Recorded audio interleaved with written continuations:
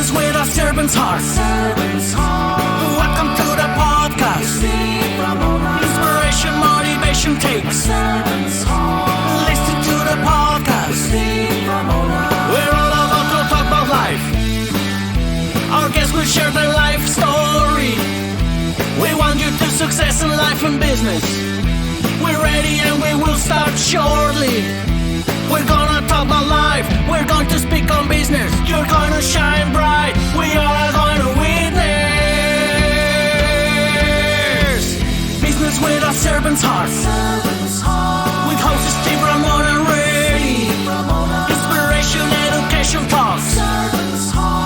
Listen to the podcast. Steve, Ramona.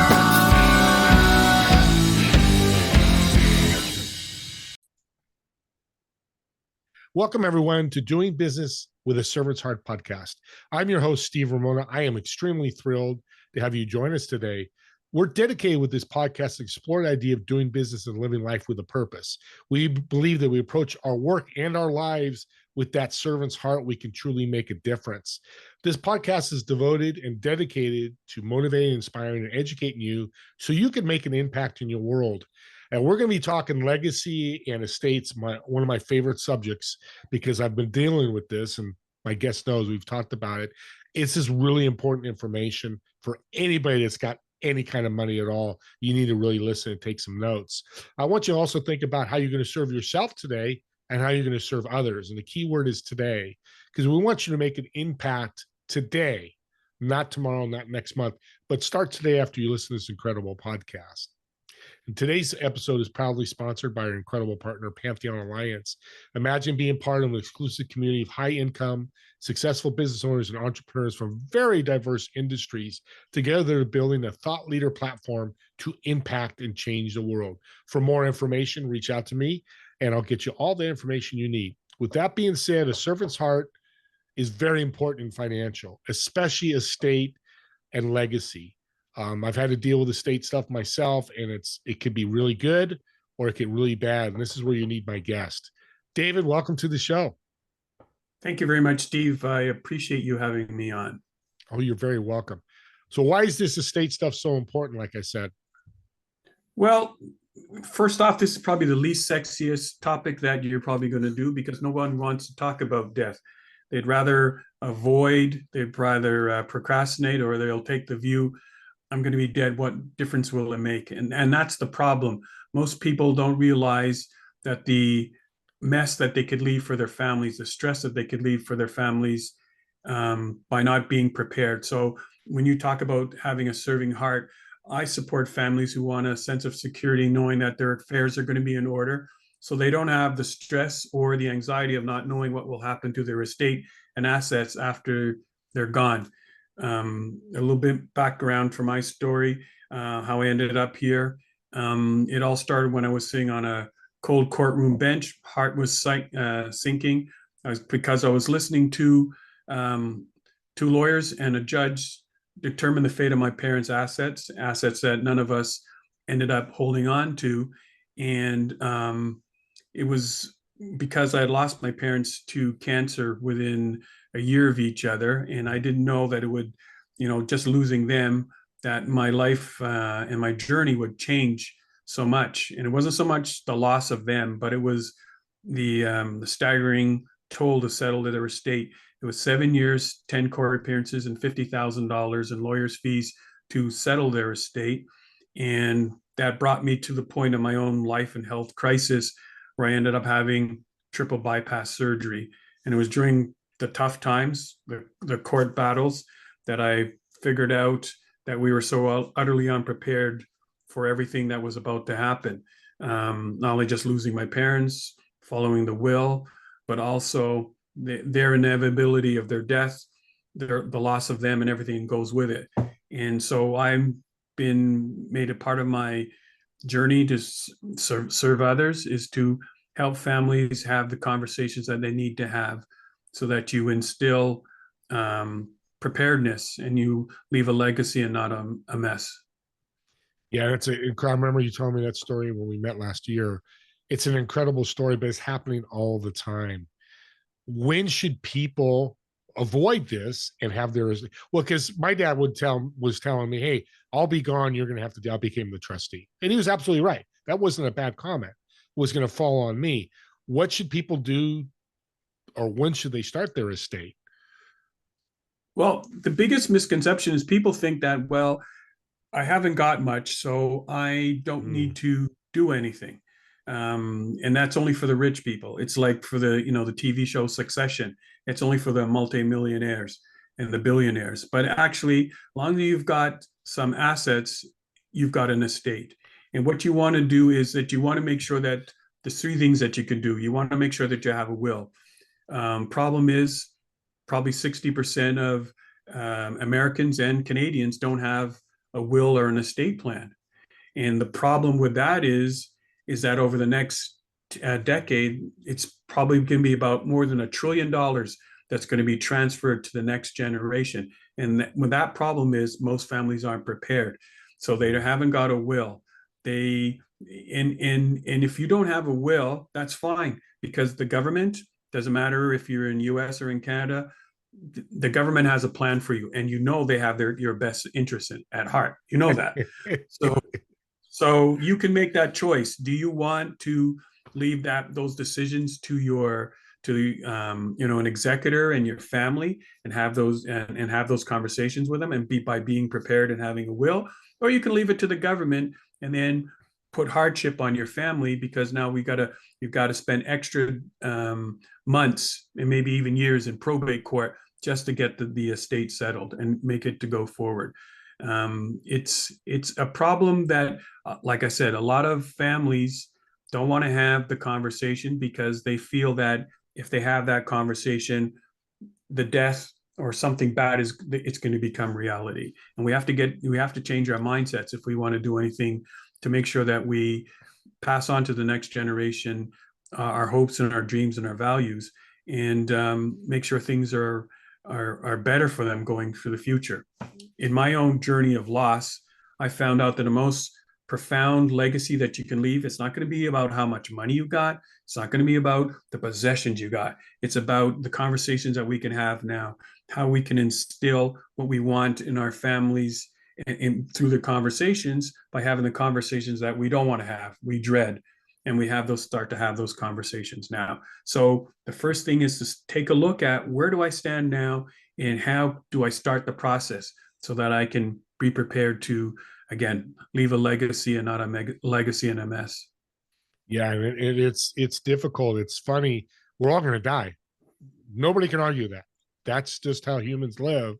And I kind of look at, like, your pipe's broken under your sink. You go get somebody. It's broken. It's inevitable. It's broken. It's got to be fixed.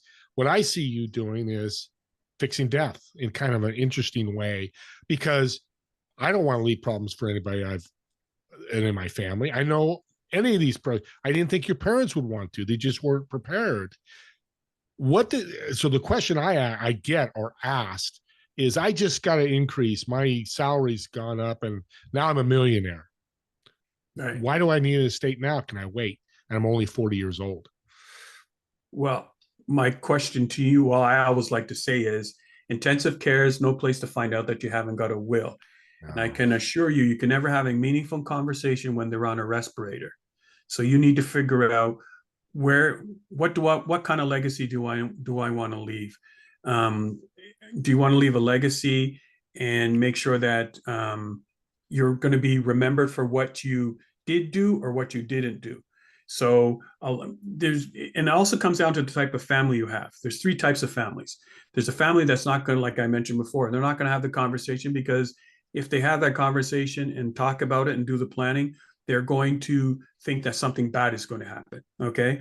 There's a family they've done the planning. They've got the will. They've done the important things. They've got the power of attorney. They've got the trust set up, but nobody knows what's in the will. And the only time people find out about it is when they're dead. So they let the paperwork do the talking, which means they're making a mess of things. People are going to get their feelings hurt.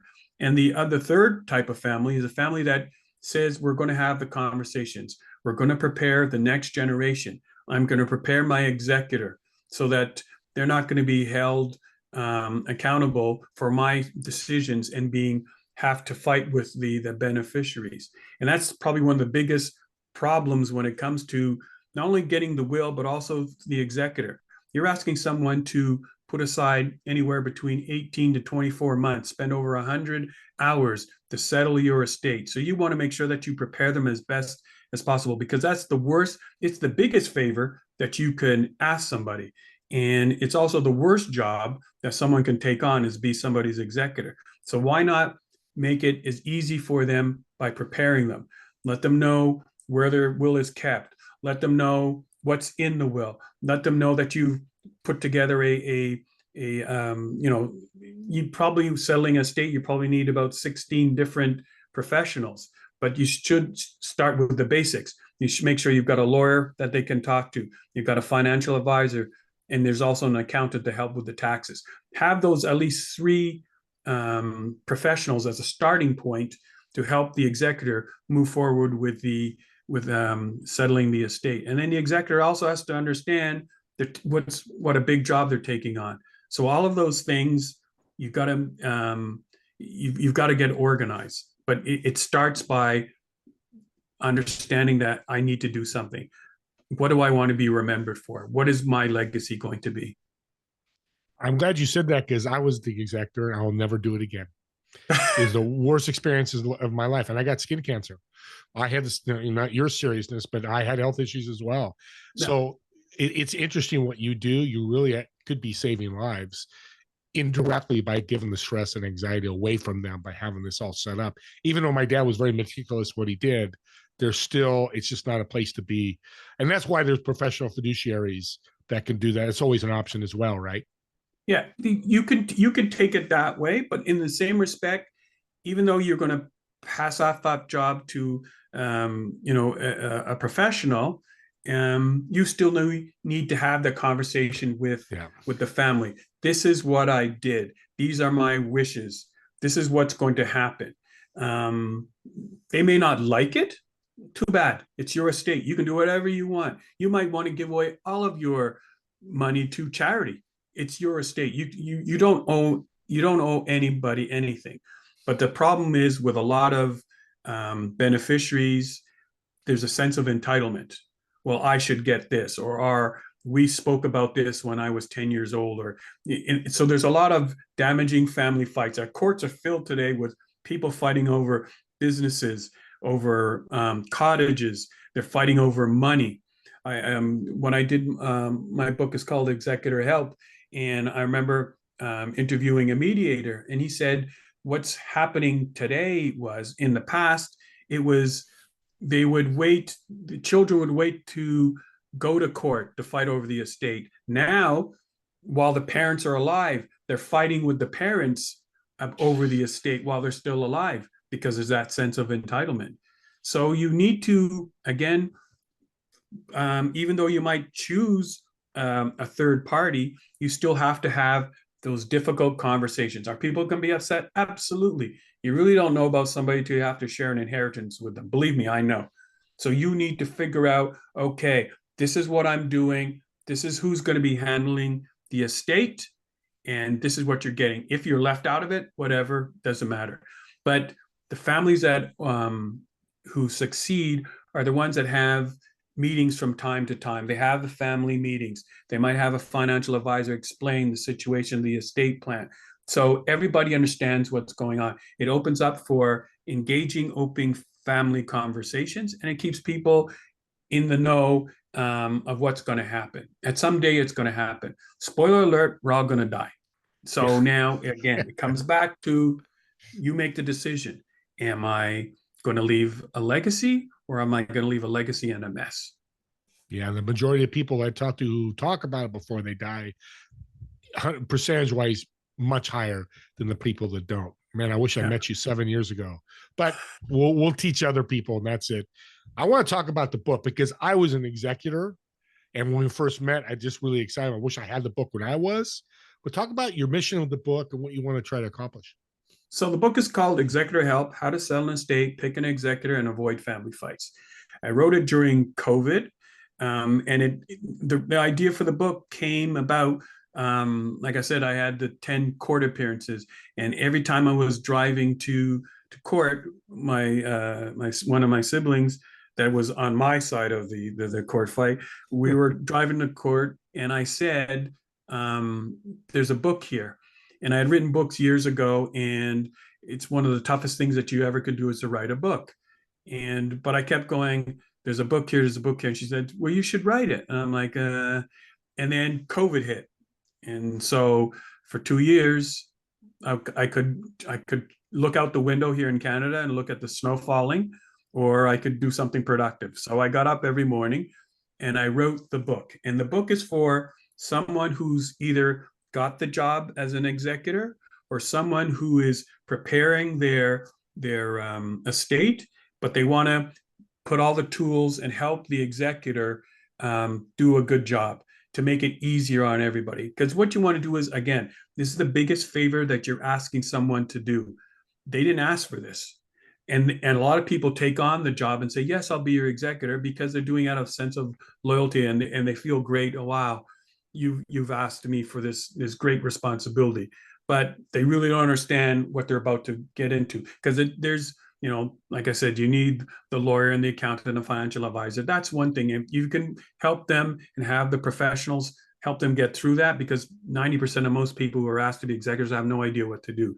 The other part that you got to deal with is the family drama, the cousins, the people. As executor, you pass away, and as executor, you find out people have gone into the home and start stealing things, or they're taking, So you've got to make sure that you are aware of the family drama, and you, as the testator, person who's writing the will, and you're asking someone as an executor, you need to help them understand what's entailed in the job, in the job of being an executor. So you're going to prep them as much as possible. So in the book, you're going to find a way. You're going to have things about how to prepare when you go see the lawyer, so you're not spending a lot of time and money asking a lot of questions. So there's a checklist in there. If you've got small children, you want to have a guardian. Well, you need to have that conversation with your spouse. What are we looking for in a guardian? I take one of the stories from the book is that a friend of mine, she today is a successful business person, and she's got her kids, but she remembers back when her mom had passed away when she was very young. I think she was 7 or 8, and her father passed away when she was 12. So, and he didn't have a will. So in the parking lot of the funeral home, her and her brother were separated. One aunt took her by the hand and they went off, and another aunt took her brother and they went off. She remembers that as much as her aunt, did everything to help her, become educated, she remembers the times that she'd always have to go petition the court to get dollars so that, for activities and schooling and things like that. And that was because her father and even her grandfather didn't have a will. So the father was still sifting through his father's will. He didn't have a will, and then he left the burden, the mess, for his 2 kids. So I talk about that in the book. As a business owner, you also have to have a succession plan. Yes, it's great to have an estate plan, but you also need to have a succession plan. As a business owner, you've got to contend with the possibility there could be a death, disability, divorce, partner breakup. So a succession plan is about the things that you want to happen to the business once you are no longer there. Do you want the business sold? Do you want someone in the family to take it over? What do you want to happen in the business? So you've got the estate plan, but you also have to have a succession plan. And far too often, business owners are very concerned about the day-to-day running the business. And it's hard to be an entrepreneur. I understand it. But you also have to understand that life just happens. And you need to make sure that things are taking place in terms of a succession plan. In the book, I use the example of Tony Hsieh of Zappos.com. He was Amazon bought his company, and then he retired. And on his a week before his 46th birthday, He was in a house fire. He passed away a week later before his 47th birthday. He left behind an estate of over $500 million. He had no estate plan, no will, no succession plan. When his father and brother went into the house, because they were finally given after going through all the steps, the judge put them in charge as executors. They walked into his house and he had over 150 post notes of all business deals and everything on the wall that he was working on. He had suppliers to pay for, all this sort of thing like that. So you would figure with all the amount of money that he had, all this knowledge, he never took time to make sure that his legacy, whatever it may be, because he was very philanthropic in terms of helping. And I don't know if you've been to Las Vegas, how the area of near downtown Las Vegas is blown up. All these tech companies and all these companies are down there. He's responsible for that. But all these companies and charities he was involved with, they're all left in limbo because he had no estate plan, no succession plan. So it's a question of, again, I keep saying it over again. Do you want to leave a legacy or do you want to leave a legacy and a mess? It's up to you. We're coming to the end here. This has been great information. Talk about your podcast. I love talking to podcast hosts. My podcast is called Executor Help, and it's just like Steve, you and I having a conversation. But it's not just about selling estate, because there's more to it. I have to have people that come on and talk about grief, to talk about how to prepare for death, because people are afraid of it. One of my most recent episodes is someone who was a widow and how, in her 50s, and now she's in her 60s, what she went through as a grieving wife, and to turn her life around to find laughter and also find a new love.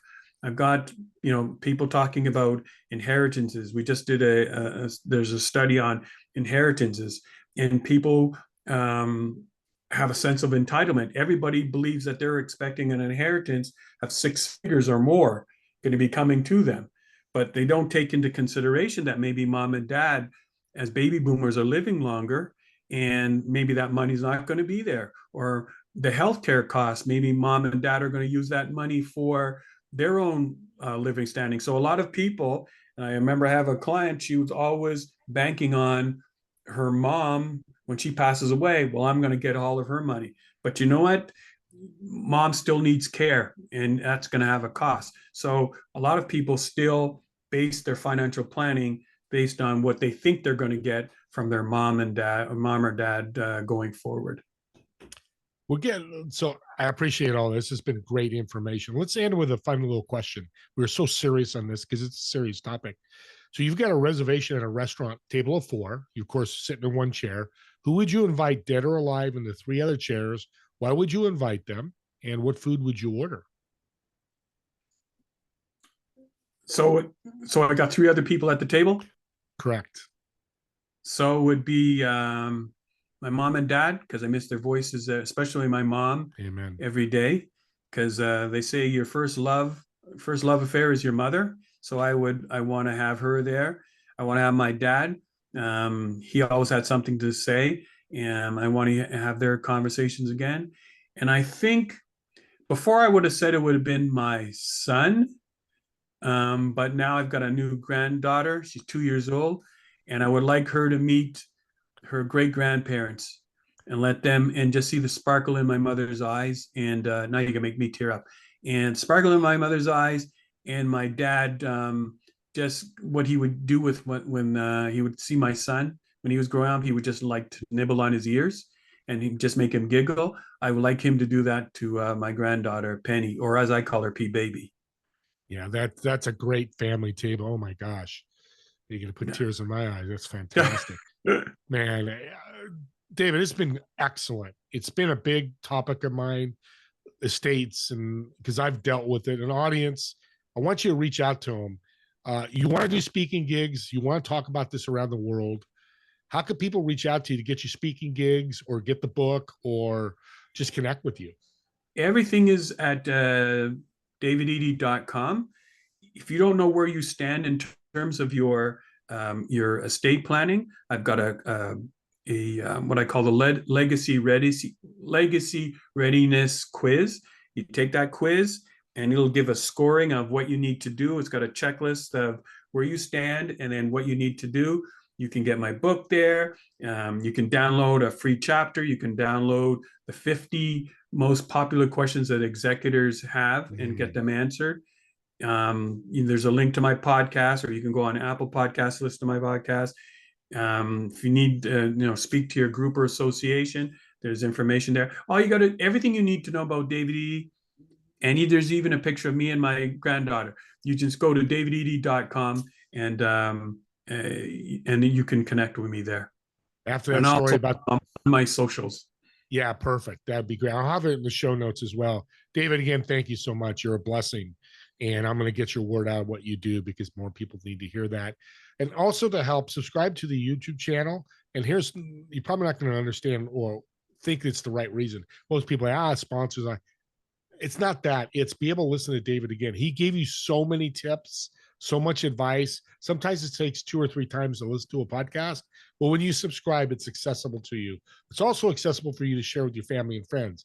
If you know anybody that's going through an estate, or is talking about an estate, or maybe is, deathly ill, I hate to say that, even at that time, you can still get some things done. Listen to this podcast or reach out to David and get that done. Also, critique on the YouTube channel, comment and critique this podcast, or send a comment to David. I'll make sure David gets that, because this is the importance of the podcast. It's about inspiring, motivating, educating you, and be able to uplift you some way, somehow. And those are some of the ways you could do that.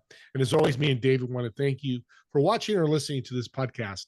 And we'll see you guys on the next episode of Doing Business with a Servant's Heart. Have a great day.